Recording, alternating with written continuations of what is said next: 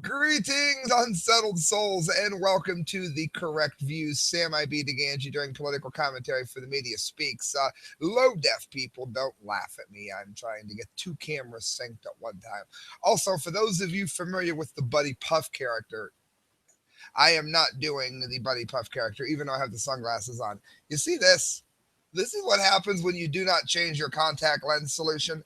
Christelle is like the freaking Easter bunny. You could never find contact lens solution anywhere you go. So you use the same contact lens solution and you end up looking like your eye came out of a horror movie about ancient Egypt. So I'm wearing sunglasses so that you guys won't stare at my bright red eye, okay? Infowars.com. Senior police officers suggest companies allowing people to use strong crypto are friendly towards terrorists. Now, how many of you think maybe a politician, for instance, he may not, but may send out sexts?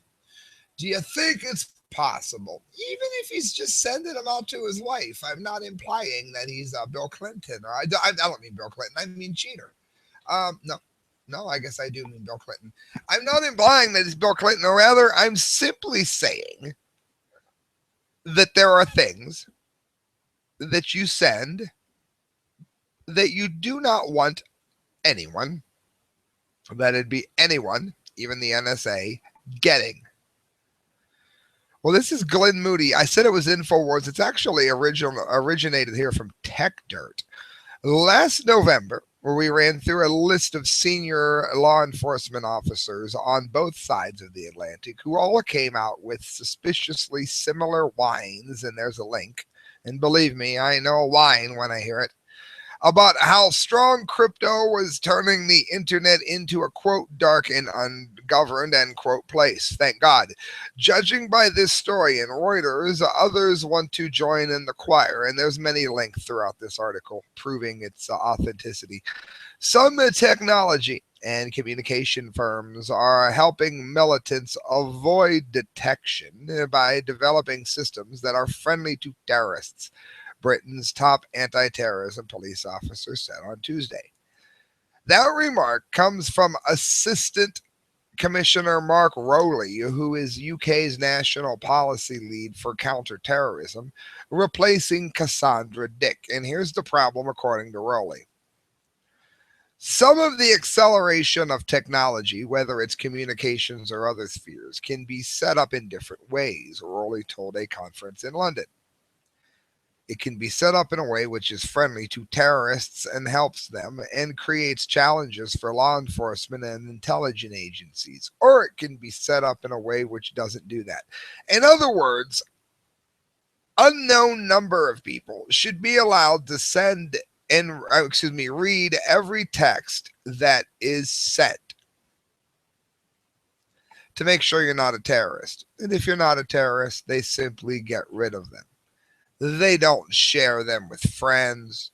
They don't store them on servers that can be hacked. So let's say you're a libertarian politician and somebody sends you an email reminding you about how you used to smoke marijuana many, many years ago. Because you were friendly towards law enforcement, they got that text or that email. And they didn't do anything with it. The law enforcement was honest, okay? But enemies of that candidate went onto a server and got that information. And there are people that sell stolen email information all the time. That's why hackers, in fact, one of the reasons that I should say that hackers do it to a large degree. So now this information can be blackmailed. Now your politician can be bought. This could happen with sexting. This could happen with affairs. This could happen with gambling. This could happen with drugs. This could happen because of fundraising issues. This could happen because of anything. And you know the politician isn't going to say, oh, I just didn't raise funds correctly, so I'm going to bow out. No, they're going to go ahead and let themselves be blackmailed. And now they are owned by the people that have that email, that have purchased or otherwise acquired that email, gotten that text. Are you seeing why this has nothing to do with terrorism when you really look at the grand scope of it all? Set up in a way which is friendly to terrorists and helps them obviously means using strong crypto set up in a way which doesn't do that. Therefore, means with compromised crypto. Like his colleagues, Rowley too blames the current mistrust between the intelligence agencies and computer companies on Edward Snowden, it says. Snowden has created an environment where some technology companies are less comfortable working with law enforcement and intelligence agencies, and the bad guys are better informed, Rowley told Reuters after his speech.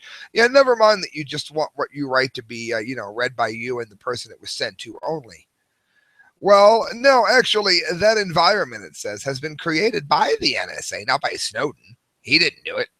And GCHQ working together to break into the main online services and undermine key aspects of digital technology with no thought for the collateral damage that running internet security might cause for the world. Rowley is quoted as saying, quote, "We all love the benefit of the internet and all the rest of it, but we need technology companies support in making sure that they're doing everything possible to stop their technology being exploited by terrorists. I'm saying that needs to be front and center, and they're thinking, and for some of it is, some of it isn't. The technology is quite being expressed. It's being used by them just as the telephone is, or microwaves, or washing machines. That's what those devices are there for. The idea that trying to make broken internet technology should be front and center of technology companies' thinking be speed attempt for the users. In other words, they don't care whether or not your privacy and your rights are intact as long as they can spy on everything you do under the unlikelihood that they're going to find a terrorist. It says, last paragraph, this constant refrain about how awful strong crypto is and how we must not break it is simply the intelligence services implicitly admitting that they find the idea of doing their job in a free society where people are able to keep some messages private too hard, so they should be really grateful if technology companies would just fall in line and make life easier by destroying privacy for everyone else. And friends, that's true. Please remember that these encryption things do not hurt law enforcement in any way, shape, matter, or form. The police may get a warrant anytime that they wish, and all of those things will become known. You do not need to spy on everybody who does not have a warrant to get this done. This is alternate.org. The anti-surveillance state clothes and gadgets block face recognition technology, and they confuse drones and make you digitally invisible. This is wonderful news. This is like the best fashion news I've ever heard. This is by Janet Burns. Last spring, designer Adam Harvey hosted a session on hair and makeup techniques for attendees of the 2015 Future Everything Festival in Manchester, England. Rather than sharing innovative ways to bring out the audience's eyes, Harvey's CV Dazzle Anon introduced a series of styling methods. Get this, designed with almost the exact opposite aim of traditional beauty tricks: to turn your face into an anti-face. One that cameras, particularly those of the surveillance variety, will not only fail to love, but fail to recognize. In other words, your anonymity is coming back thanks to this wonderful creation. Harvey is one of a growing number of privacy-focused designers and developers exploring new opportunities that are the result of heightened surveillance and working to establish lines of defense against it. He spent the past several years experimenting with strategies for putting control over people's privacy back in their own hands and in their pockets and in their face and on their faces. Harvey's goal of creating a style that is functional and aesthetic has driven several projects and collaborations, including a method of, quote, spoofing DNA. That's wonderful news, keeping your DNA private by messing up the DNA they get from you. And via the privacy gift shop. Links to all of this on AltNet. His drone thwarting stealthware line, that's clothes that he claims shields them against thermal imaging, which is used widely by military drones to target people. In other words, they can't see you. And the off pocket phone sleeve, which is able to keep out unwanted wireless signals. They cannot find you based on your cell phone location. Although maybe if you still call, so be careful. His CZ Dazzle designs for hair and makeup obscure the eyes, bridge of the nose, and the shape of the head, as well as creating skin tone contrasts and asymmetries. Facial recognition algorithms function by identifying the layout of facial features and supplying missing info based on assumed facial symmetry. Therefore, the project demonstrates that a styled anti-face, as they call it, can both conceal a person's identity from facial recognition software, be it the FBI's or Facebook's, and cause the software to doubt the presence of a human face, period. In other words, they won't even be able to read it as a face. Look this guy up, support him. That's why I'm reporting on it, friends. Harvey's work is focused on accessibility in addition to privacy. Most of the projects I've worked on are analog solutions to digital challenges, he said. His hair and makeup style tips, a veritable how-to guide for how to create privacy reclaiming looks at home, are deliberately low cost. His current project, software to automatically generate camouflage that can be applied to faces, will allow a user to create their own look and guide the design towards their own personal style preferences, all the while getting their privacy back because the drones and the facial recognition programs just can't seem to read them now, can they? Other low-tech protections against widespread surveillance have been gaining ground too. Though initially designed as a tongue-in-cheek solution to prying eyes and cameras, Becky Stern's laptop computer body sock offers a compatible peek-free zone for laptop users. That's good news. While the CHBL Jammer coat, which you can look up in the altnet.org article, and sold-out phone kerchief use metal-infused fabrics to make personal gadgets unreachable, blocking text calls and radio waves. Thank you, screw-off police, who are looking at my emails for no reason. For people willing to sport a bit more hardware in the name of privacy, the Sentinel City Survival Kit offers underwear, no figure, that notifies wearers about real-life phishing and tracking attempts, and its LED umbrella, which lets users flirt with object tracking algorithms used in advanced surveillance systems and even train these systems to recognize non-human shapes.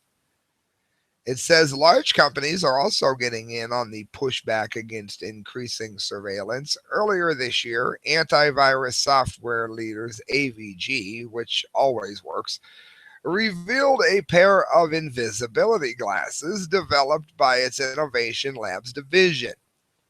It says the casual looking specs use embedded infrared lights to create noise around the nose and eyes, and retro reflective frame coating to interfere with camera flashes, allowing the wearer to avoid facial recognition. This is by AVG. It's called invisibility glasses. In other words, just wearing these glasses, you can't tell it's doing it, but it's throwing off facial recognition programs, even though your eye can't pick up the spectrum. In 2013, Japan's National Institute of Informatics revealed a bulky pair of goggles that it had developed for the same purpose. A spokesperson for Innovation Labs, it goes on, claims its glasses represent an important step in the prevention against mass surveillance, Whether through the cell phone camera or a passerby, a CCTV camera even in a bar, or a drone flying over your head in the street. Innovation Labs says that a person's picture facial recognition software coupled with data from social networking sites can provide instant access to the private information of complete strangers. This can pose a serious threat to our privacy. Where are the feminists worried about rape when something like this happens? Though AVG's glasses are not scheduled for commercial release, Innovation Labs said that individuals can take a number of steps to prevent their images from being harvested.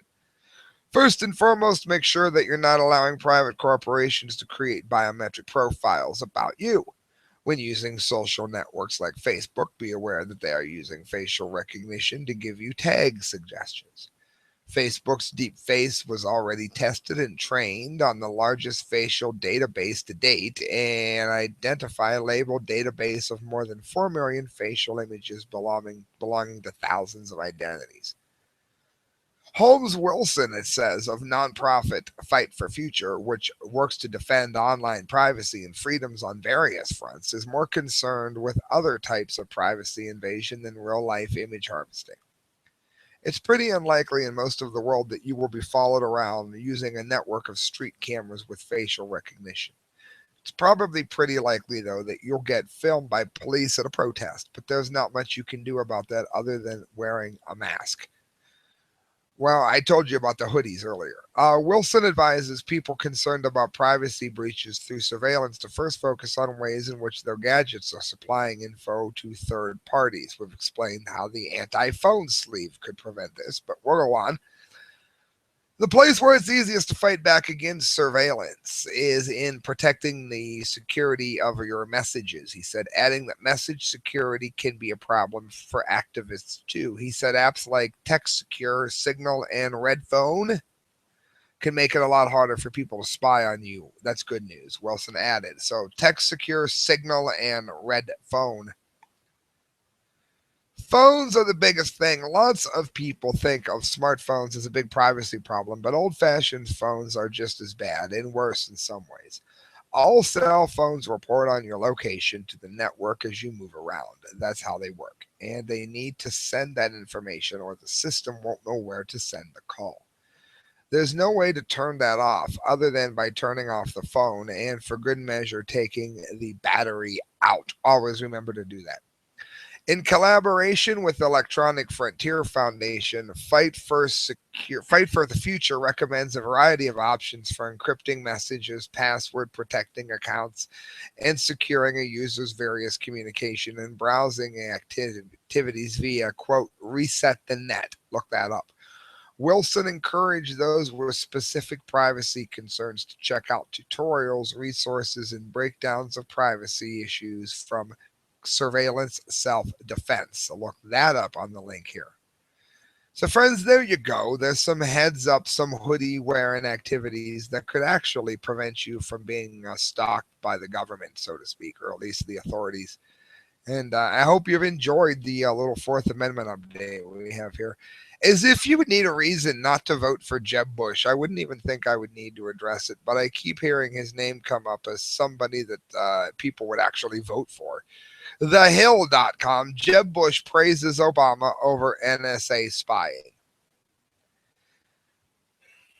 In other words, he's already starting. A vote for him is a vote for everything going exactly the way Obama has it going for with the NSA. So there's your first step towards there's no difference here between him and the coming Hillary. Jeb Bush, a likely presidential contender, if, oh my God, please no, said Tuesday that President Obama's greatest accomplishment was keeping in place controversial spying programs at the National Security Agency. That's right. According to Jeb Bush, the best thing Obama did was destroy the Fourth Amendment. I would say the best part of the Obama administration would be his continuance of the protections of the homeland using the big metadata programs, Bush said in an interview on the Michael Medved show. Bush argued that the NSA programs had been enhanced under Obama, even if the president never defends them or openly admits it. Yeah. In other words, becoming more totalitarian is his best accomplishment in the name of freedom. And they want to know why the only Republican I'll even look at right now is Justin Amish or Rand Paul, and Justin Amish isn't running. The former Florida governor said the NSA's bulk collection of Americans' phone data was an important service carried out in a way that protects individual civil liberties. He lauded the Obama administration for refusing to buckle under pressure from Democrats, civil liberties groups, and some Republicans here at 420. He has not abandoned them, Bush said. Well, there you go. That's another reason not to vote for a Democrat or Jeb Bush. Critics of the NSA program say they're a massive affront to individual privacy, while defenders say they're a critical tool in uncovering and combating terrorism. That's because the second is wrong and the first is right. The issue has revealed an early split among some Republican presidential contenders. Senator Rand Paul, who has long been a critic of the programs, and thankfully so, sued the Obama administration last year over the bulk collection of phone records. Senator Ted Cruz co-sponsored legislation that would have dramatically scaled back the program by requiring the spy agency to get a court order before obtaining records from private phone companies. Thank you, Mr. Cruz. Bush on Tuesday also took a swipe at the president, saying his other great accomplishment was delivering two of the biggest wave elections since the 1920s to Republicans. Turning his fire on Hillary Clinton, who won't be any different, is running for Democratic presidential nomination. Bush said the former Secretary of State's early campaign appearances looked contrived. Well, since she hasn't answered any question about her running platform, I would agree. She's in the Scooby-Doo van, as if we really care. Friends, I want to get on to Rubio as we're doing people that are running for president here. This is from apnnews.myway.com. Rubio tells donors he is running for the White House. Well, Rubio is almost as bad as Jeb Bush. So that's like saying, yay, Jeb Bush and Jeb Bush's clone, almost, is running for president.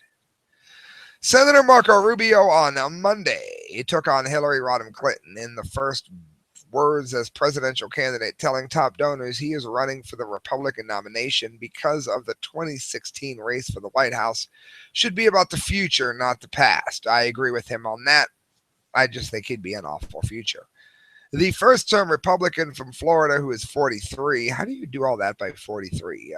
Also told his most generous backers that he feels uniquely qualified to pitch his Republican Party as one that will defend the American dream. I'm 42, you'd be better off voting for me. I'd do a better job. Yes, I believe it. Rubio spoke on a conference call with donors before a flashy political rally set for Monday night in Miami. In previewing his campaign's central message, Rubio said the dream is slipping away from too many families' grip. Yeah, partly because of Republicans. And young Americans face unequal opportunities to succeed. I'm 42. I've never seen an opportunity, so don't give me that. It was a message honed to pitch the GOP as a party that cares about all voters, not just those in the upper tax brackets. Yeah, because there's fewer and fewer of them, largely in part to Democratic and Republican policies. I uniquely feel qualified to not just make an argument, but to outline the policies that we need to have in order to achieve it, he said. A young man in a hurry, Rubio will no doubt hear rivals tell voters he's not ready for the White House. To counter that, Rubio has outlined specific policy proposals, which is more than his Hillary has done, that boost him as a policy expert both in foreign and domestic issues. On Tuesday, the first day of an official candidate, he is set to return to Washington to join a Senate hearing on a proposed deal with Iran on its nuclear ambitions. Rubio's presidential announcement comes the day after Clinton announced her bid for the Democratic nomination, as she is traveling to Iowa on her first trip as a candidate. It says the Republican Party for some time and a long time has in this election to be the party of the future, Rubio told donors. Well, not hopefully with him and Jeb. Hopefully either Amish or Rand. Amish, please run. Just yesterday, we heard from a leader from yesterday who wants to take us back to yesterday, but I feel that this country has always been about tomorrow. Rubio, if you are contemplating even briefly giving Iran a nuclear bomb, then you're already proving you're part of the problem, but they're not going to get a bomb. Friends, right now, the only Republican that's even on the radar as a possibility is Rand Paul. Friends, this show is brought to you by people like Angela, who donate to the show at thecorrectviews@hotmail.com. Get a hold of me, and I'll tell you how to donate. We are working on getting graphics back up here. Might replace the Boba Fett, but we'll have graphics back up again, largely because of her. We are in a process of ordering parts to make that happen. It's also brought to you by Sticker Junkie, who made these stickers. There's our first movie. These are, you can go to youtube.com/Sam from Passing Time. Go to, get a hold of me anywhere. Leave a comment. These are Passing Time stickers. It's my band. And fortunately, they look amazing thanks to Sticker Junkie. So go to stickerjunkie.com, and when you order, make sure you leave a comment that says, I heard about it on The Correct Views. You'll get a discount if you do that, friends. All right, guys, moving on. This is smart meters enforcement of mandatory water restrictions is only just the beginning. Brought to you by Mike McLaughlin. Do you read fiction? I hope that you do. And if you do, you're going to want to look up Mike McLaughlin on Facebook. You can also look him up for political rants and poetry. He's really branched out. So please, MacLaughlin, Mike McLaughlin. This article here on smart meters from Michael Snyder at the economic collapse. Now, I've gotten a smart meter. It was forced upon me in Canton, Ohio. If anybody knows how I can sue for this, please let me know, because I have hardly gotten a good night's sleep since. These things are radioactive nightmares. They release far more radiation than the test that says that they do every time somebody private tests them. That includes scientists. And now they're being used to spy on how much water you use. I'm dead serious. There's no other way to put it. Smart meters are now being used by authorities to crack down on water wasters in the state of California, but this is just a tip of the iceberg as far as what they can be used for. Ultimately, smart meters are designed to be part of an entire smart grid that will enable government bureaucrats to control everything from your dishwasher to your thermostat. And in recent years, there has been a massive push to install smart meters in as many homes in the United States and Europe as possible. They were forced upon me, and I do believe that they are a cancer risk. That can be proven. It's not a belief. It's the correct view. Back in December of 2007, there were only 7 million smart meters installed in this country. Today, there are more than 51 million, poisoning you, giving you cancer. On the other side of the Atlantic, the European Parliament has set a goal of having smart meters in 80% of all homes by the year 2020 in order to give you cancer and kill you off like the Georgia Guidestones want. Look it up. This is being promoted as the green thing to do, but could it be possible that there is more to these smart meters than meets the eye? In Long Beach, California, authorities are getting complaints that a local McDonald's restaurant was wasting water in the middle of the night. So what did authorities do? They installed a smart meter which constantly started providing incriminating evidence against McDonald's. Well, isn't that illegal? This is from CBS. The Long Beach Water Department says sprinklers at a McDonald's restaurant on Bellflower Boulevard. So if you're anywhere near that McDonald's, make sure you eat a cheeseburger just to support them fighting the city. Went for 45 minutes at a time, twice a night for an undefined number of nights. Complaints continued to mount as water pooled and washed. The department, however, could do little to prevent the wasting. That was before the smart meter, which is giving their employees cancer. Since its installation in February, Long Beach Water Department General Manager Kevin Waitier says it saw the imminent spike of tens of thousands of gallons each time McDonald's overwatered their property. And according to NPR, other large California cities are also now looking at how they can use smart meters to enforce the new mandatory water restrictions.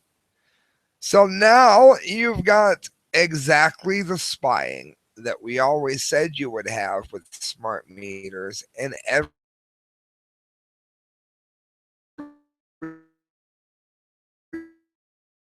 everybody said that we were not. Crazy Jerry Brown getting more entrenched in politics. It says already police all over the country are using the data provided by smart meters to identify homes that are potentially growing marijuana so they can lock more people up, so they can make more money for the state from people that aren't bothering anyone. Homes that grow marijuana tend to use more electricity than other homes, so if your home is using a high level of energy, that red flags you for the cops. Oh, but they'd never spy on you. What's worse is what it's doing to your health, and there are links to prove that this is not my imagination, but it is in fact the correct view. According to physician and epidemiologist Sam Millham, smart meters, which are linked to an array of health issues, emit 100 times the amount of radiation of a cell phone. Daniel Hirsch, a senior lecturer on nuclear policy at UCSC, says the federal government purposefully misleads the public by conducting bias safety studies at the behest of power companies. In other words, they lie. A Washington, D.C. power company stirred controversy in 2013 after they were caught lying to the public about how often their smart meters emitted radiation. Despite claims that the meters only emit radiation once every 4 to 6 hours, an investigation by WUSA 9 News revealed the frequency to be closer to 4 to 6 times every minute. In other words, all of this leads to the deterioration of your health. It says when there is that much radiation blasting through our homes on a continual basis, it is inevitable that there are going to be health problems. According to InfoWars, tens of thousands of people have already reported significant health issues that they believe are directly related to the installation of smart meters into their homes. Again, it's destroying my sleep, I can tell you, because your eyes read the infrared that it's sending out, even if you have shut off. And don't give me this BS about your wireless, because this emits more radiation more often and stronger intervals. Tens of thousands of individuals are reporting officially to governments and utilities that they are experiencing illness or functional impairments following the installation of smart meters. I would be one of them. Reported symptoms include headaches, sleep problems, that would be me, ear ringing, focus difficulties, fatigue, heart palpitations, nausea, and statistically abnormal reoccurrences of cancer. In other words, bringing back cancer in instances where they never even imagined that it would come back. So there you go. Another thing that was completely predicted on this show, and another thing that is proven to be absolutely true. You guys have the voice to get rid of these things. It all depends whether or not you've got the balls to use them. Friends, 2 more stories to get to, 2 more dumdies, because the Dunce Cap of the Month Award and the massive Fukushima update are coming soon. But as it stands here, I'm probably going to have more dumdies than I can get to in one show. So I'm going to be doing a couple a night here to thin these out a little bit. EAG News.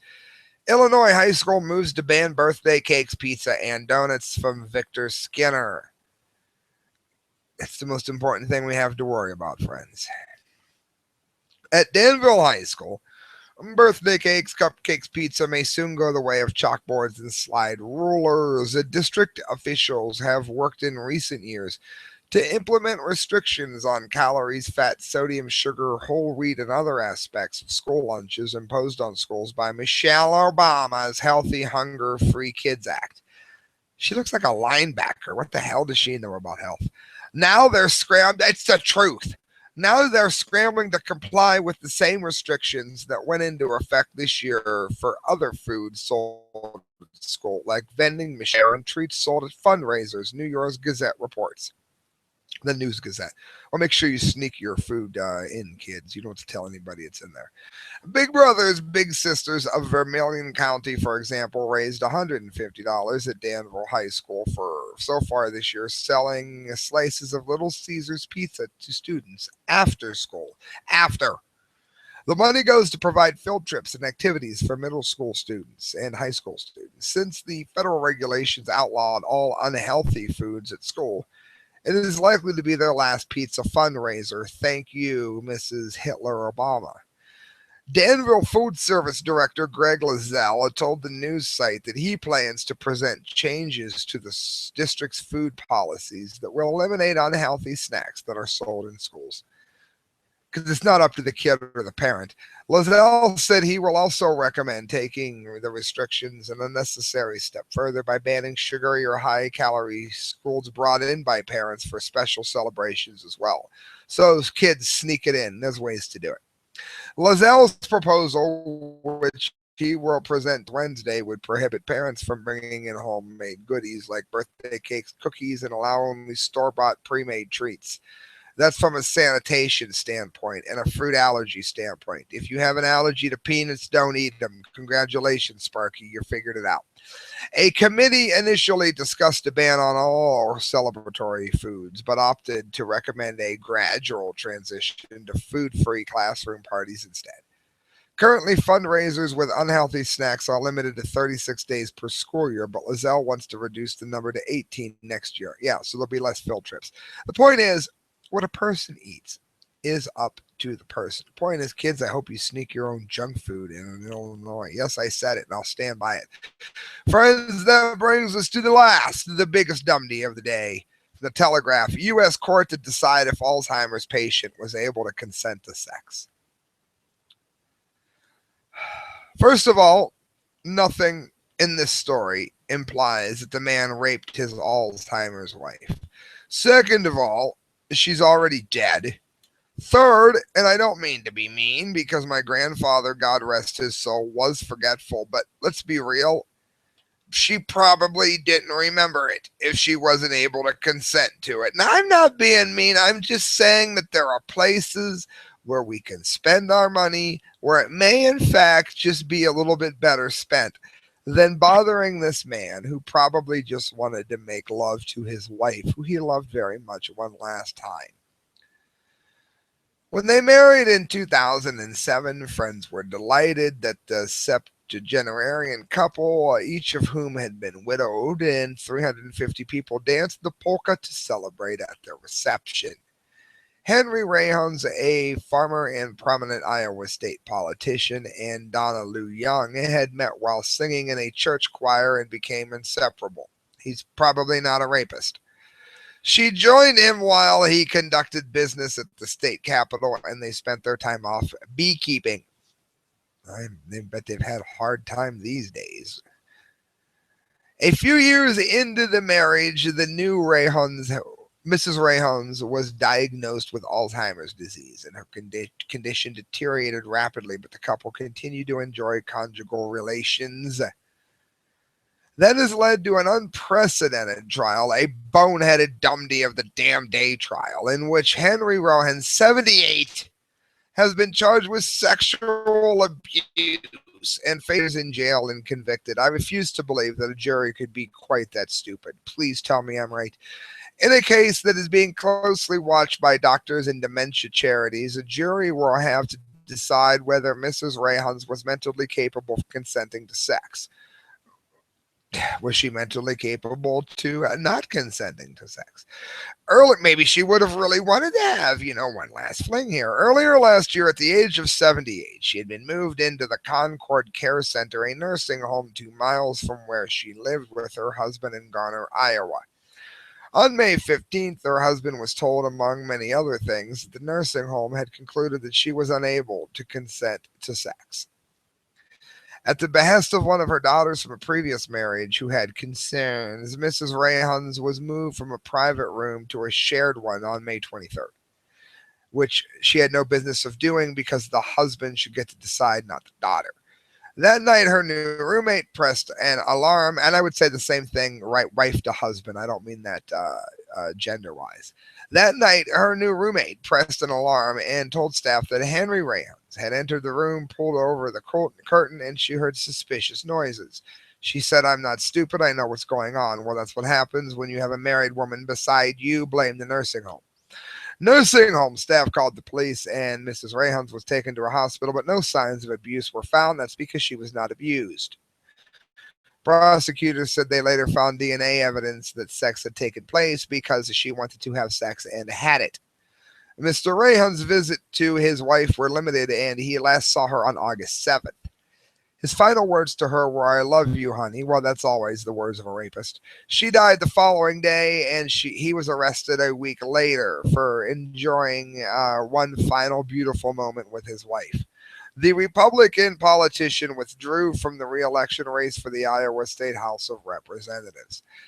As the trial opened, prosecutors outlined how bad Mrs. Rayhone's condition had become. She had been found washing her hands in dirty toilet water, could not remember how to eat a sandwich, and believed that her first husband was still alive.